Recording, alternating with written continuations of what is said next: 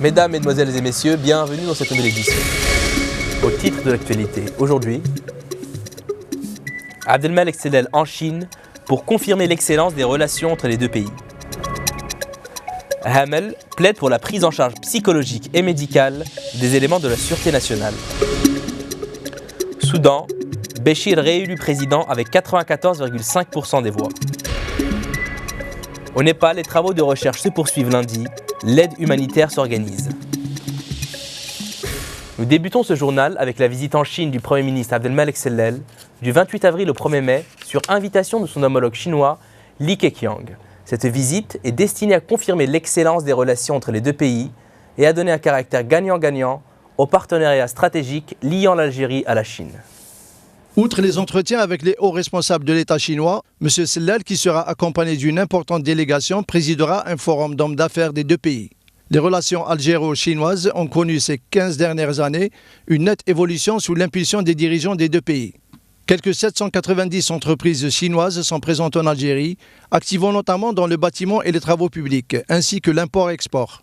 Différents projets, surtout dans le bâtiment, sont confiés à des entreprises chinoises, dont la Grande Mosquée d'Alger, l'Opéra d'Alger et des projets de logement.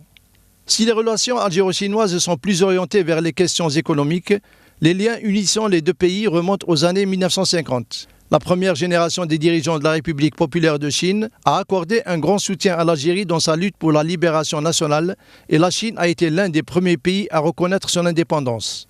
En outre, il existe entre l'Algérie et la Chine une convergence de vues sur presque toutes les questions internationales, que ce soit au sein du groupe des 77 et la Chine ou au sein des forats internationaux. À titre d'exemple, la Chine comme l'Algérie est favorable à la réforme du Conseil de sécurité de l'ONU afin d'assurer une représentation plus équitable au profit de tous les continents, notamment l'Afrique.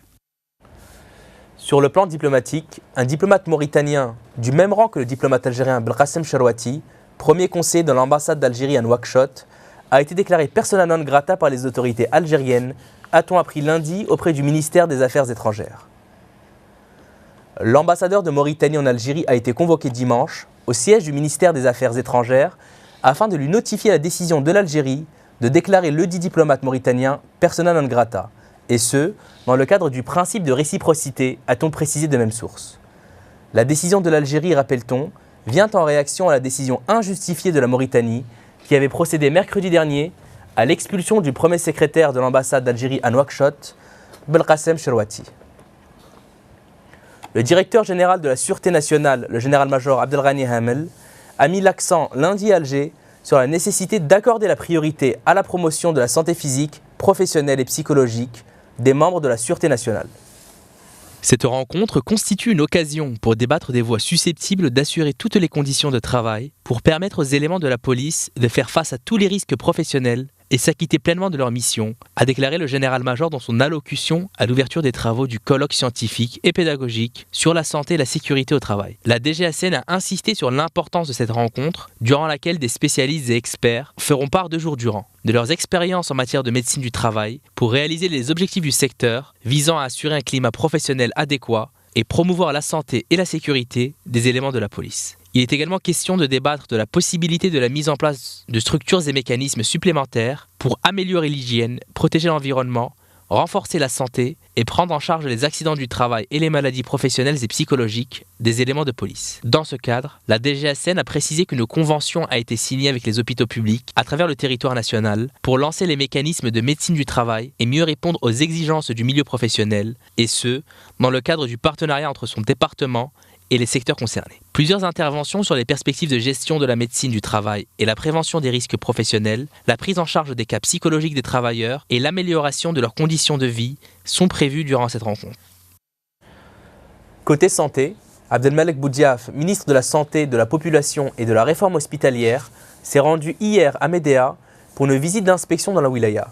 Il s'est déplacé dans les centres hospitaliers et a visité les infrastructures relevant de son secteur en incitant les directeurs de santé à créer un numéro vert en collaboration avec Algérie Télécom. M. Boudiaf a dénoncé toutes les pratiques contraires à la déontologie médicale avec un refus catégorique de faire basculer les patients vers des laboratoires privés, menaçant de prendre des mesures fermes et promettant de changer les mentalités. Il a rappelé tous les moyens mis en œuvre par l'État pour la prise en charge des citoyens et la mise à niveau faite sur tous les plans. Le ministre, qui a visité l'hôpital de la ville Mohamed Boudiaf, a insisté sur le développement hospitalier et les soins à domicile, mais aussi l'installation d'un réseau intranet avec un suivi informatisé des malades. Abdelmalek Boudiaf a par ailleurs félicité le Wali de Médéa pour la réalisation de l'annexe de l'Institut Pasteur. Sur le plan judiciaire, l'audience du procès de l'affaire de l'autoroute Est-Ouest dans laquelle sont impliquées 16 personnes et 7 entreprises étrangères pour corruption a été suspendue vers 12 h et devrait reprendre avec les premières auditions du principal accusé, Chani Mejdoub, annonce le président du tribunal criminel d'Alger. Plusieurs ex-hauts responsables et des ministres, dont certains en activité, ont été cités dans l'arrêt de renvoi de cette affaire, qui a éclaté en 2009. L'arrêt de renvoi est revenu en fait sur les tenants et aboutissants de cette affaire de corruption et de passation douteuse de marchés publics, dans laquelle 16 personnes et 7 entreprises étrangères figurent. Après la lecture de l'arrêt de renvoi, le président du tribunal criminel d'Alger a suspendu l'audience qui devrait reprendre vers 14 h avec les premières auditions du principal accusé, Chani Mejdoub, autour duquel tourne toute cette affaire. Ce procès avait été reporté à 2 reprises en 2015. L'acte d'accusation à l'encontre des personnes physiques et morales impliquées dans cette affaire porte sur des délits d'association de malfaiteurs, corruption, blanchiment d'argent, trafic d'influence et dilapidation de deniers publics. Les accusés sont aussi poursuivis pour non-respect de la réglementation relative au change et mouvement des capitaux de et vers l'étranger et de dilapidation des deniers publics. Selon le même document dont l'APS détient une copie, les accusés avaient reçu des pots de vin en dollars et en euros versés par des compagnies étrangères dans des comptes offshore et des paradis fiscaux qui voulaient obtenir, par des moyens détournés, des marchés dans les secteurs des travaux publics et transports. Avant de déférer l'affaire au tribunal criminel, la défense a interjeté appel auprès de la Cour suprême en vue d'une décriminalisation de l'affaire. L'appel a été rejeté en novembre dernier. Suite au séisme qui a ébranlé le Népal avec plus de 3800 morts selon le dernier bilan, notre équipe s'est rendue au ministère de l'Intérieur où des commissions de formation se préparent pour la gestion des catastrophes naturelles, dont les tremblements de terre.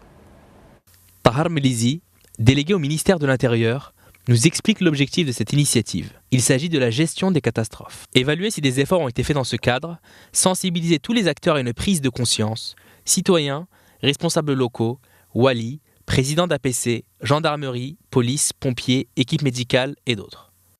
Dont j'ai parlé il y a quelques temps, qui va être installé dans les semaines prochaines, qui est déjà constitué et qui va évaluer tout ce qui a été fait jusqu'à présent par rapport à la prévention des risques majeurs et à la gestion des catastrophes en Algérie.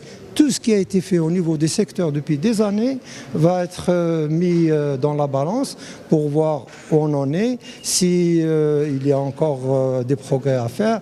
Tahar Melizi veut aussi responsabiliser les citoyens en inculquant la culture du risque, comme au Japon, et prendre des mesures phares dans ce domaine. Un microzonage à travers une cartographie des risques sismiques dans chaque wilaya, mais aussi la formation, font partie de ces mesures. Concernant la formation, elle inclura le monde pédagogique, école, formation professionnelle, enseignement supérieur, mais également des formations spécialisées pour les intervenants. Sur le plan international, la très attendue réélection de Omar el-Béchir à la tête de la présidence du Soudan s'est concrétisée ce lundi avec un taux de 94,5% de suffrages exprimé pour un nouveau mandat de 5 ans. Une victoire largement attendue après un scrutin boycotté par l'opposition.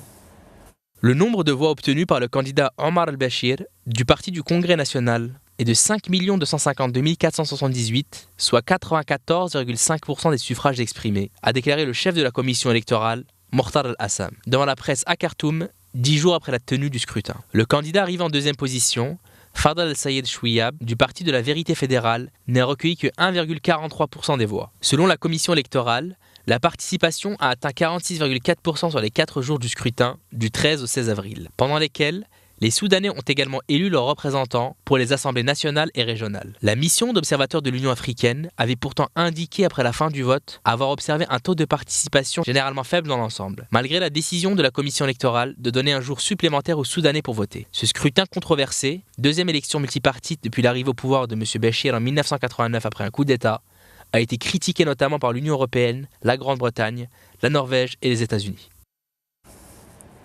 Comme nous l'évoquions dans les titres de ce journal, au Népal, les travaux de recherche se poursuivent toujours ce lundi, alors que des milliers de Népalais ont vu leur logement détruit. Les secouristes affluent du monde entier après le violent séisme qui a semé le chaos dans la capitale Katmandou, le poumon économique du pays himalayen, et tué plus de 3800 personnes à travers le pays. Le séisme au Népal a frappé durement l'un des pays les plus pauvres d'Asie qui va devoir affronter une reconstruction titanesque et risque d'être fortement affecté par une chute des recettes du tourisme, pourtant cruciale pour son économie.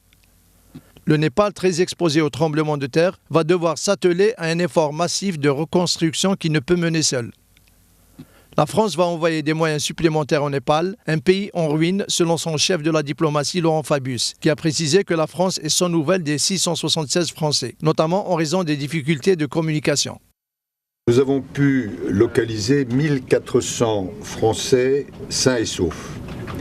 Et nous venons notamment de retrouver un groupe de 8 trekkers à propos duquel nous avions des inquiétudes vives. Malheureusement, le décès de 2 de nos compatriotes français qui étaient en vacances et qui ont été tués à Katmandou par un éboulement est confirmé. Le Programme alimentaire mondial de l'ONU se préparait lundi à une opération massive au Népal et espère envoyer au plus vite un premier avion chargé d'aide alimentaire. Cela va être une opération importante, massive, a déclaré à l'AFP une porte-parole du PAM, Elisabeth Beers, à Genève. Un premier avion qui devrait arriver dimanche, chargé de rations alimentaires, de la nourriture qui n'a pas besoin d'être cuisinée, est en train d'être préparé au dépôt humanitaire de l'ONU à Dubaï.